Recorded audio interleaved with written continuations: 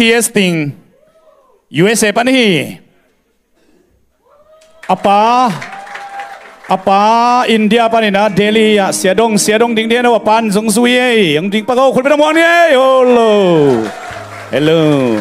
สวัสดีกินะของสันเสียเสียวเลย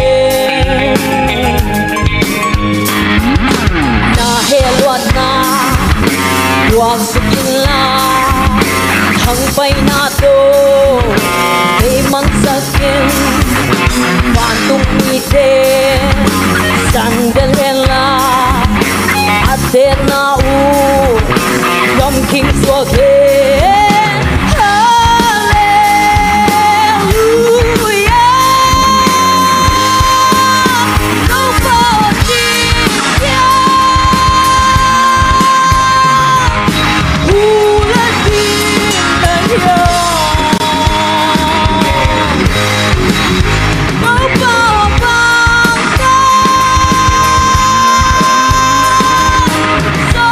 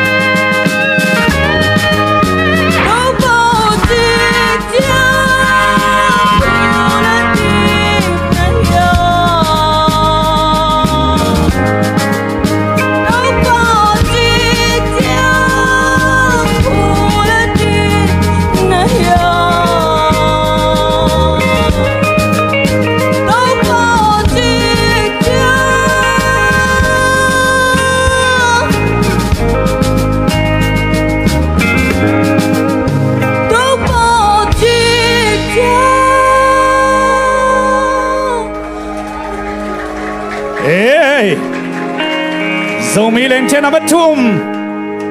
Eli Testing lung simong khoi khaba mai na van mi te phula ding ong leng pa zai zai hiam chiliang nge komen ong piak sak ding ina sia je ke kam ya siam to ki khak la lo nong mo Eli ti bat ke hidden ke chang ama jong ong ning in chin mo Hello. Wow, Eli. Thank you. I don't expect that. Nang akipan to za olian to pi ngadin kilamen keng to za hang ong ding hingai to pi pe ma chong. Thank you. You really hit the high notes. High notes te na hit dan lung kim ma mai ngai. Na stage presence hoi kasa. You look very innocent. You were just a typical girl. Ilale nong roar here mo nong hawk zoi maya mo. I don't expect that really. Waka analamin low lo kai. To pipen mai bang muam ka bang val ka na yam chise nangai. To dan back in alate adang te jong sakhale chin mo hoi pe ma di ven. Ong chinuam lai ngai voicing lama luleng etwa mai na lyrics content he kamu tu ngai na thu pi ka sa amin ka cha doctor ke chi in ala ka chang na sama ma mo mi bang khen gop la kilom khatala ong ki puakin thum na la bang kido na la bang mo to khatina i ilaleng a concept hi kasim suk cha kamana thu pi ka sa nam ve na namit na hanga hi chi kamua la phuak tu pa athakina I appreciation ka bolai voicing to ki sai na low notes a verse te anun sak na expression kha de bangzo lo de ka sak na khatawma you have to use not legato staccato khau ding mo to chapan hat ding zandal hella chevle siamong pi sasak leng bel na sangel di ben mo life to za na sak di chimok leng hilaleng I open waida na bol di hilo te di hilo kachinai nang natural auto how do you sing the rock genre mo wepen kha nang na cultivate di isowahi lengthe mung pida na sak so mule no tol di that is not the way nang version na create di when na create a siam in preso so ng hidi mo why dia hi vocal pan slam hi tom kasa to hi